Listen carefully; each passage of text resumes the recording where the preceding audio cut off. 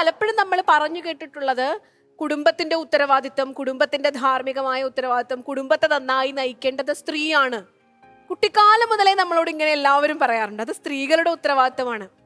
വാസ്തവത്തിൽ സ്ത്രീയും ഒരു കുട്ടിയെ വളർത്തുക എന്ന ഉത്തരവാദിത്വം ഏറ്റെടുക്കുന്ന ഒരു കുടുംബത്തിൽ ആ കുട്ടിയുടെ ജന്മത്തിന് ഉത്തരവാദികളായവരെല്ലാവരും, സ്ത്രീയും പുരുഷനും ഉൾപ്പെടുന്ന കുറച്ചുകൂടി വിശാലമായ അർത്ഥത്തിൽ ഒരു സമൂഹത്തിന്റെ കൂടി ഉത്തരവാദിത്തമാണ് ഒരു പുരുഷ സ്ത്രീ വ്യക്തിയെ സമൂഹത്തിൽ വളർത്തിക്കൊണ്ടുവരിക എന്നുള്ളത്, ഒരു കുട്ടിയെ വളർത്തിക്കൊണ്ടുവരിക എന്നുള്ളത്.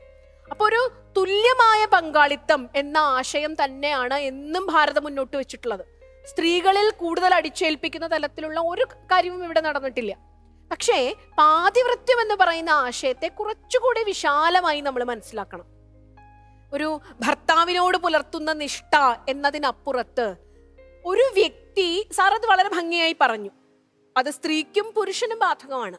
ഒരു വ്യക്തി തൻ്റെ ജീവിതത്തിൽ സ്വീകരിക്കുന്ന ഒരു നിഷ്ഠയില്ലേ, താൻ ആശയത്തോട് കടപ്പെട്ടവളായിരിക്കും, താൻ ധർമ്മത്തോട് കടപ്പെട്ടവളായിരിക്കും, തൻ്റെ ജീവിതത്തിൽ ഒരു എത്തിക്സ് ഉണ്ടാവും, എൻ്റെ ജീവിതത്തിൽ ഞാൻ പുലർത്തുന്ന മാന്യതയുണ്ടാവും. ഇങ്ങനെയൊക്കെ നമുക്കതിനെ വാക്കുകൊണ്ട് ചുരുക്കി കൊണ്ടുവരാം. ധർമ്മം എന്ന് പറയുമ്പോൾ നമ്മൾ എന്തോ വലിയതാന്ന് വിചാരിക്കും.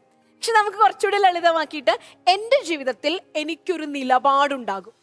ഈ നിലപാടിനെ പാതിവൃത്യം എന്ന് പറയാം. അത് ഒരു വ്യക്തിയോട് മാത്രം പുലർത്തുന്ന നിലപാടല്ല. നമ്മളുടെ വർത്തമാനത്തിൽ, നമ്മുടെ ചിന്തയിൽ, നമ്മുടെ സമൂഹത്തോടുള്ള ഇടപെടലിൽ, നമ്മുടെ സൗഹൃദങ്ങളിൽ ഒക്കെ നമുക്കുണ്ടാകുന്ന ഒരു കൃത്യമായ ഒരു നിലപാടുണ്ട്. അത് ഭാരതീയ സങ്കല്പം അനുസരിച്ച് അത് സനാതനമായ ചില മൂല്യബോധങ്ങളോട് ചേർന്നിരിക്കുന്നു.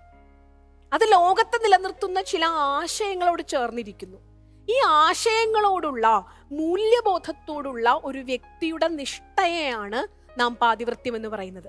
അങ്ങനെയുള്ള മൂല്യബോധമുള്ള വ്യക്തികൾ ചേർന്ന് സൃഷ്ടിക്കുന്ന കുടുംബമാണ് സമൂഹത്തിന് പ്രയോജനപ്പെടുന്നത്. മൂല്യബോധമുള്ളവർ ചേരുന്ന സമൂഹമാണ് രാഷ്ട്രത്തിന് പ്രയോജനപ്പെടുന്നത്.